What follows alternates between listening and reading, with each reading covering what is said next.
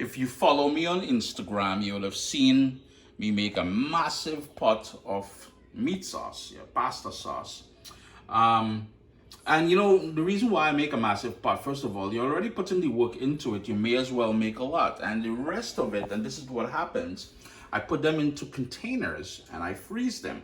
These containers you can find at your local restaurant supply store. I'm filming with my cell phone. I do apologize for the shaky video, but they're relatively cheap. Under $10, you can probably get about 50 of them, and they come with the lids. Yeah. What? First tip?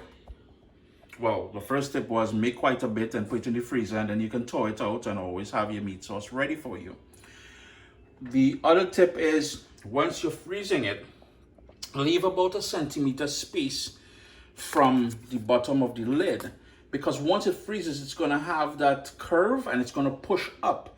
The freezing causes it to push up. So then if you don't leave that space, what's going to happen? It's going to push up and you're going to have that space there, and that's going to cause freezer burn.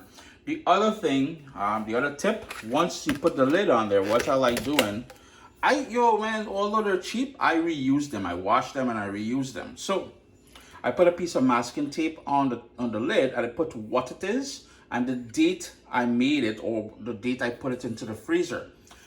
The reason for that is if I have leftovers from the last batch I made, I know exactly which ones are older, so I can use those ones first. The other reason for doing it is I do chili the same way as well, and once this is frozen, you really can't tell the difference between chili and this meat sauce. You will notice there are, well, a bigger size and a small size here. And the reason for that is I know if I'm towing it out for my family, I will either need one or two of these, but if it's just for myself or just one of my daughters, I will just tow out the smaller one. So this way I don't have wastage, yeah? This dry guava season, I'm not trying to waste money, you know what I mean?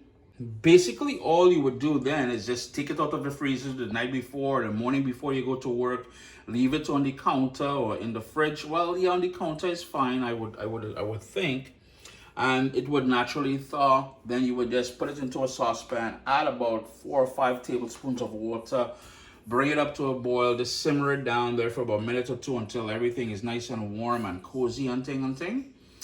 And you have, it's like fresh made pasta sauce already done from, it lasts for months, a couple months at least in the freezer. Not a Caribbean recipe, but some tips I thought I'd drop on you. You can do it with Caribbean food if you wanted. I do the same thing with soup. When I make a big old pot of soup, I do the very same thing with soup. Chris here, CaribbeanPot.com. Always a pleasure having you guys here in the kitchen with me. Anyhow, I thought I'd drop some knowledge on the backside. Oh, by the way, allow it to cool down completely before you put it into the containers, and most importantly, before you put it into the freezer. You really want to bring down that temperature to room temperature and then drop it in the freezer. Irie?